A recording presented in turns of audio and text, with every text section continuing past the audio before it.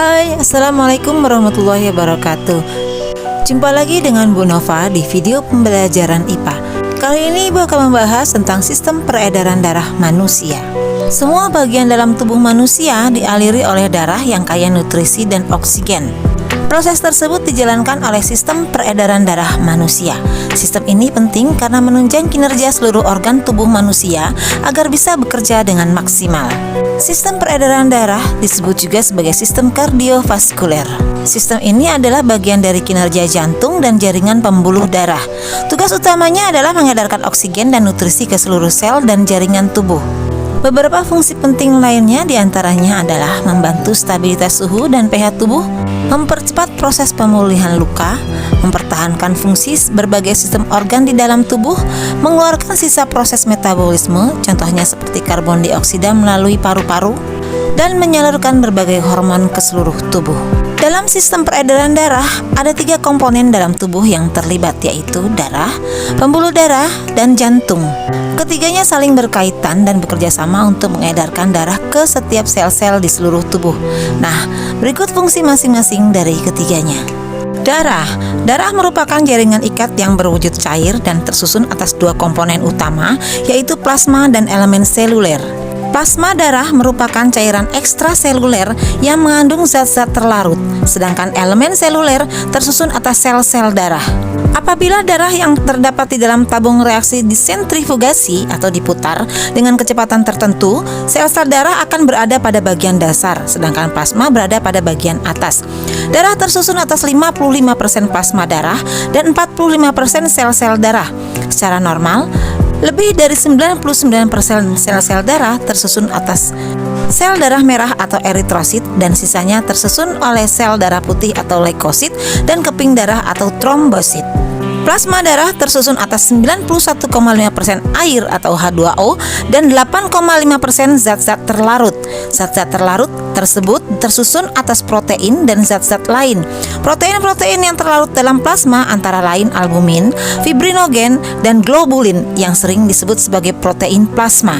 Zat-zat lain yang terlarut dalam plasma darah antara lain sari-sari makanan, mineral, hormon, antibodi, dan zat sisa metabolisme berupa urea dan karbon dioksida.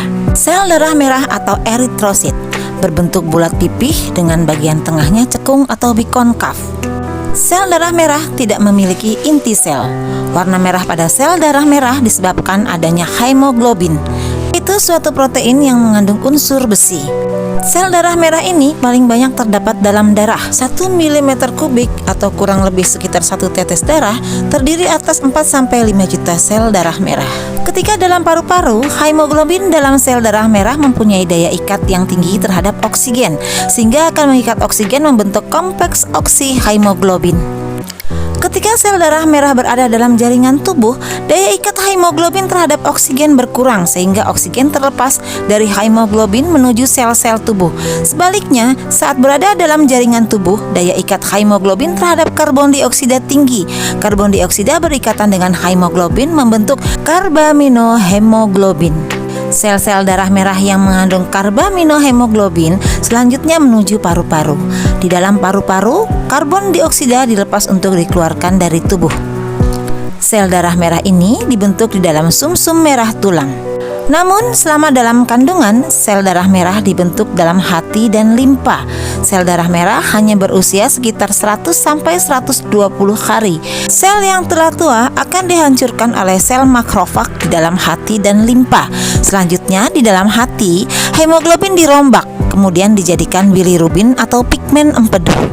Berbeda dengan sel darah merah, sel darah putih atau leukosit memiliki bentuk yang tidak tetap atau bersifat amoeboid dan mempunyai inti sel. Setiap 1 mm kubik darah mengandung sekitar 8.000 sel darah putih. Fungsi utama dari sel darah putih adalah melawan kuman atau bibit penyakit yang masuk ke dalam tubuh. Apabila di dalam darah terjadi peningkatan jumlah leukosit, maka kemungkinan terjadi infeksi di bagian tubuh. Jika jumlah leukosit sampai di bawah 6.000 sel per 1 mm kubik darah disebut sebagai kondisi leukopenia. Jika jumlah leukosit melebihi normal atau di atas 9.000 sel per 1 mm kubik maka disebut leukositosis. Berdasarkan ada tidaknya butir-butir kasar atau granula dalam sitoplasma leukosit, leukosit dapat dibedakan menjadi granulosit dan agranulosit. Leukosit jenis granulosit terdiri atas eosinofil, basinofil, dan neutrofil. Agranulosit terdiri atas limfosit dan monosit. Berikut ini adalah karakteristik jenis-jenis sel darah putih.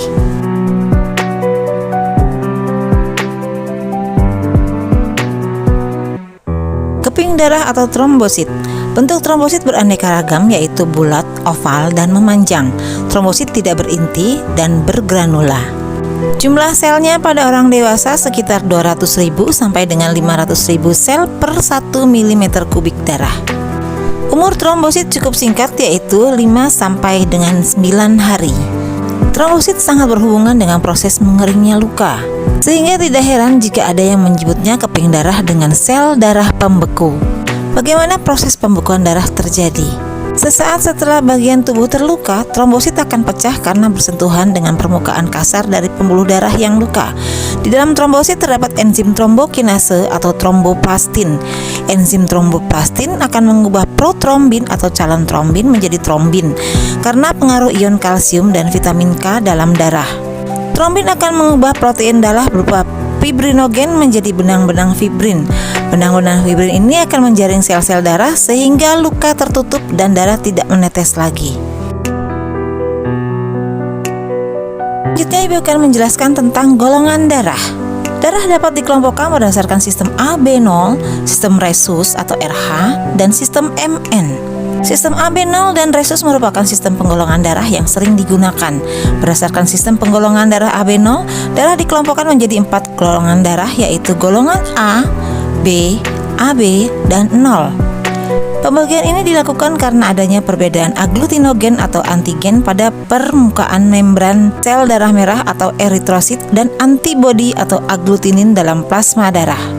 Ada 2 jenis antigen pada sel darah merah, yaitu antigen A dan antigen B.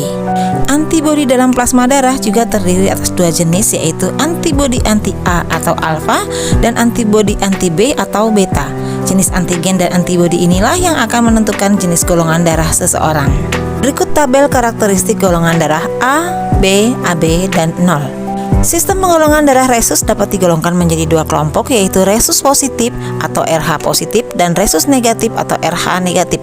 Golongan darah seseorang dapat dikelompokkan berdasarkan 2 sistem penggolongan darah, baik sistem golongan AB0 dan Rhesus. Misalnya seseorang yang memiliki golongan darah A, ada yang Rhesusnya positif, ada yang Rhesusnya negatif. Kita harus mengetahui golongan darah karena golongan darah sangat penting pada proses transfusi darah. Transfusi darah adalah proses pemindahan darah dari donor atau pemberi ke resipien atau penerima. Jika seseorang mendapatkan transfusi darah dari donor yang golongan darahnya berbeda dengan golongan darah resipien, akan menimbulkan bahaya bagi resipien. Darah resipien dapat mengalami pembekuan atau penggumpalan dan dapat menyebabkan kematian. Oleh karena itu, dalam transfusi darah harus disesuaikan jenis golongan darah, baik golongan berdasarkan AB0 maupun Rhesusnya. Misalnya, kamu memiliki golongan darah A Rhesus positif. Ketika kamu akan menerima transfusi darah, pilihan golongan darah yang juga golongan darah A Rhesus positif. Namun, jika tidak terdapat golongan darah A Rhesus positif, kamu dapat menerima dari golongan darah 0 Rhesus positif. Pahamilah skema transfusi darah berikut ini. Kamu dapat mengetahui bahwa golongan darah AB dapat menerima darah dari resipien golongan darah apapun. Oleh karena itu, golongan darah AB disebut dengan resipien universal. Sebaliknya, golongan darah 0 dapat menjadi donor bagi semua golongan darah atau golongan darah 0 itu sendiri. Oleh karena itu, golongan darah 0 disebut juga donor universal. Meskipun secara teorinya golongan darah AB dapat menerima dari semua golongan darah, akan tetapi pada prakteknya tim medis selalu mengusahakan golongan darah yang sama pada saat transfusi darah. Misalnya seseorang yang bergolongan darah AB pada saat membutuhkan transfusi darah akan ditransfusi oleh orang atau keluarga yang bergolongan darah AB juga. Sampai di sini penjelasan Ibu tentang darah. Di video selanjutnya Ibu akan menjelaskan tentang jantung dan pembuluh darah, peredaran darah, serta gangguan pada sistem peredaran darah. Nantikan video Ibu selanjutnya supaya kalian dapat menerima materi ini dengan tuntas. Selalu sehat dan semangat belajar.